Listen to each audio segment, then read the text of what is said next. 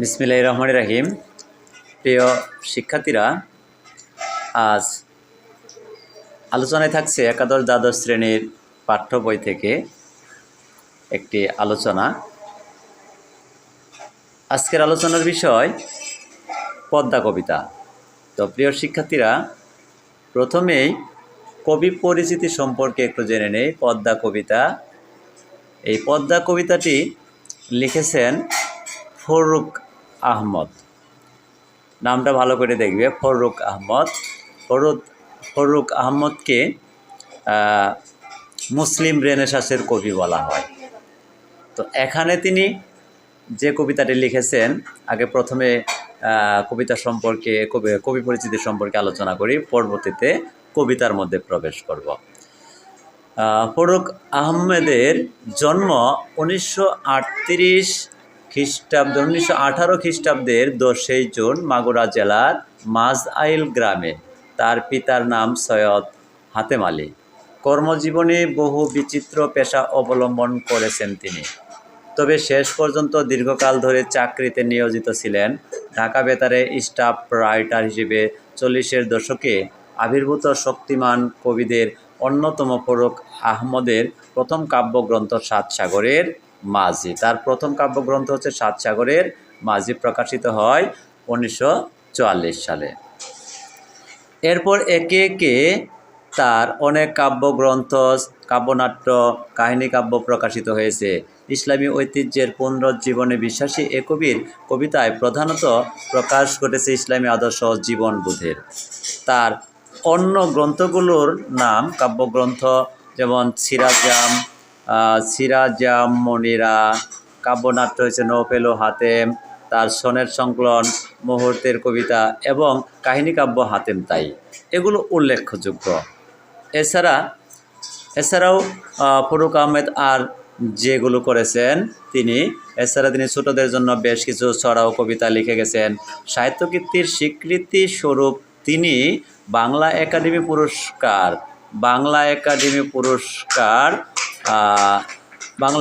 পুরস্কার, ইউনেস্কো পুরস্কার লাভ করেছেন এবং মরণোত্তর 21শে পদকে ভূষিত হয়েছেন। 1974 খ্রিস্টাব্দে 19শে অক্টোবর তিনি ঢাকায় মৃত্যুবরণ করেন। তো প্রিয় শিক্ষার্থীরা, এই হচ্ছে ফররুখ আহমদের যে কবি পরিচিতি, সংক্ষেপে এই পর্যন্তই।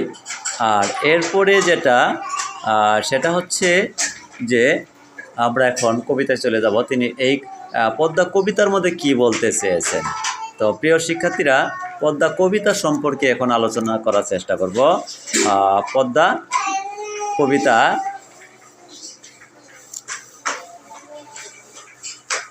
দেখো, খেয়াল করো, পদ্মা কবিতা লিখেছেন ফররুখ আহমদ।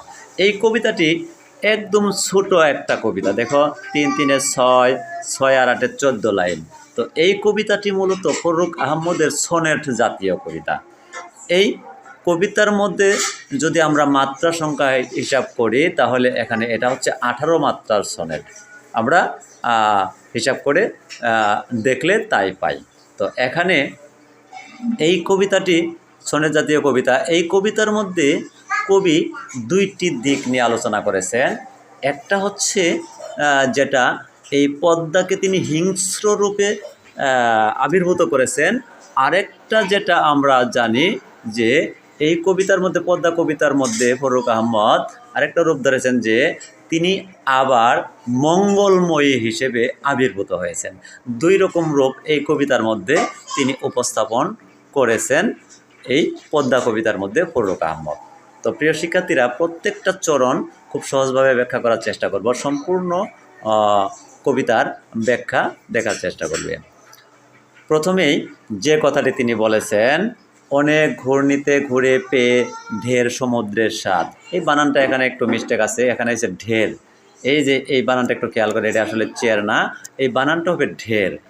আসলে লেখার একটা ভুল এখানে চলে এসেছে। অনেক ঘূর্ণিতে ঘুরে পেয়ে ঢের সমুদ্রের স্বাদ, জীবনের প্রথমতে অভিজ্ঞতা কুড়ায়ে প্রচুর, কেঁপেছে তোমাকে দেখে জলদস্যু দুরন্ত হাড় মাত।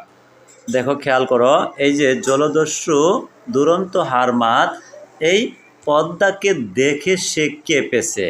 আচ্ছা খেয়াল করো তো, এই পৃথিবীতে বা যে কোনো দেশে যে কোনো জায়গায় যারা দস্যু শব্দের অর্থ হচ্ছে ডাকাত, যারা মানুষের কাছ থেকে অর্থ সম্পদ লুট করে নেয় অর্থাৎ ছিনিয়ে নেয়, এরকম ব্যক্তি। আচ্ছা তারা কি কোনো কিছু দেখে তারা ভয় পেলে তারা ডাকাতি করতে পারবে না? আসলে পারবে না। কিন্তু এখানে তিনি কবি বোঝাতে চাচ্ছেন যে এই পদ্মা নদীটাকে তিনি এমনভাবে উপস্থাপন করেছেন যে এই যে তোমার তরঙ্গভঙ্গে বর্ণ তার হয়েছে পাণ্ডুর।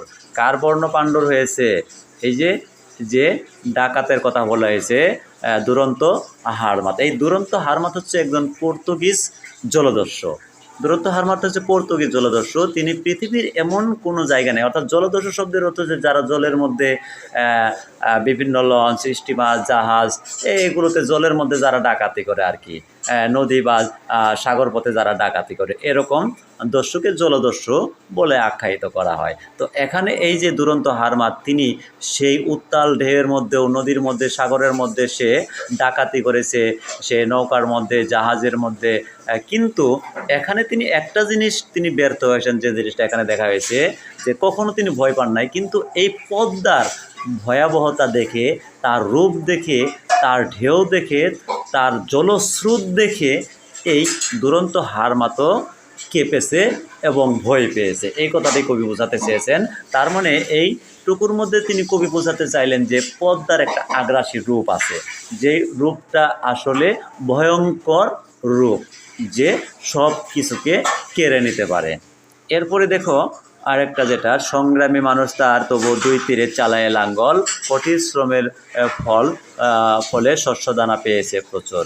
কঠিন শ্রমের ফল হিসেবে তারা শস্যদানা পেয়েছে প্রচুর। এই যে তারপরেও দেখো, খেয়াল করো, এখানে যে লোকগুলো বসবাস করে তাহলে বোঝা যায় যে যারা পদ্মার এলাকায়, পদ্মার স্তরে যারা বসবাস করে, দুরন্ত হারমাতের চেয়েও তারা শক্তিশালী, তারা আরও বেশি শক্তিশালী, যারা পদ্মার সেই ভয়াবহ রূপটাকে তারা ভয় পায় না। এরকমই এখানে বোঝা যায় যে তারা তারপরও সে তো নদীর দুই তীরের মধ্যে তারা লাঙ্গল চালায়, চাষ করে পরে ফসল ফলায়, প্রচুর পরিমাণে তারা শস্যদানা ফলায়। এটা হচ্ছে সেই পদ্মাস্তরের কৃষকের একটা বৈশিষ্ট্য, তারা সাহসী। এরপরে দেখো বলছে, উর্বর তোমার চরে ফলাইছে পর্যাপ্ত ফসল, জীবন মৃত্যুর দ্বন্দ্বে, এখানে জীবন মৃত্যুর দ্বন্দ্বে সংশয়, নিঃসংশয়, নির্ভীক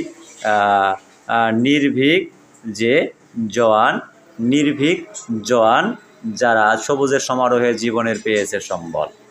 এখানে অনেক পর্যাপ্ত ফসল পেয়েছে, তারা জীবন মৃত্যুর সন্ধিক্ষণে সবসময় সংশয়ে থাকে, তারপরেও তারা এখানে সবুজের সমারোহ তৈরি করেছে, জীবনের সম্বল পেয়েছে। কোথা থেকে? এই পদ্মার চর থেকেই। কারণ তাদের আবাসস্থল, তাদের বসবাস, তাদের যে বাচ্চার যে ফসলাদি পাওয়ার যে জায়গা, এটা পদ্মার চরেই তাদের সব কিছু করতে হয়, কারণ তারা সেই স্থানের বাসিন্দা।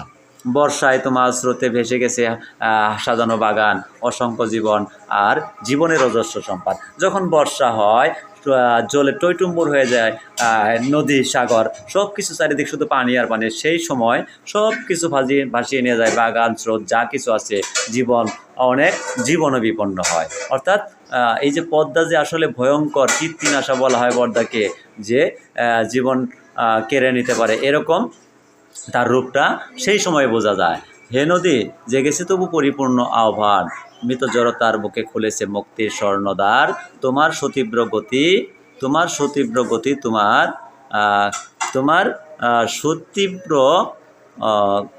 খেয়াল করো, তোমার সুতীব্র গতি, তোমার সুতীব্র স্রোত ধারা। তো এখানে শেষ চরণে যেটা কবি বোঝাতে চেয়েছেন,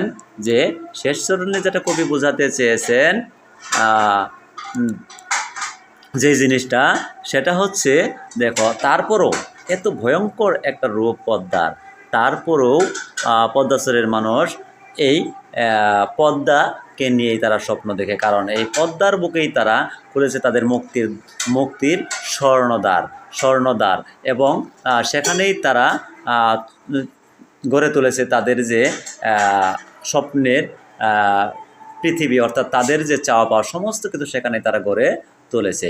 এই কারণে এখানে দেখা যায় যে কবি দুইটা রূপ যেমন করে তুলে ধরেছেন, একটা ভয়ঙ্কর রূপ, আরেকটা রূপ কবি এখানে তুলে ধরেছেন সেটা হচ্ছে পদ্মা চরেই। আবার এই পদ্মার পানির ফলে প্রচুর পরিমাণে ফসল ফলে, তীরবর্তী হওয়ার কারণে মানুষ সেখান থেকে প্রচুর পরিমাণে শস্যদানা ফলাতে পারে। এটা হচ্ছে মঙ্গলময় রূপ। তো প্রিয় শিক্ষার্থীরা, ধন্যবাদ সকলকে। এই ছিল পদ্মা কবিতার যে ব্যাখ্যা, যে এখানে দুইটা রূপ। কী রূপ? এই পদ্মা কবিতাটি হচ্ছে ফরুক আহমেদের সনেট জাতীয় কবিতা। সনেট সম্পর্কে তার যে এটা কোন জাতীয় সনেট বা তার সনেটের অন্তমিলগুলো কেমন, এটা পরবর্তী ক্লাসে আলোচনা করার চেষ্টা করব। আজ এই পর্যন্তই। সবাইকেই ধন্যবাদ। সবাই ভালো থাকবে। আসসালামু আলাইকুম।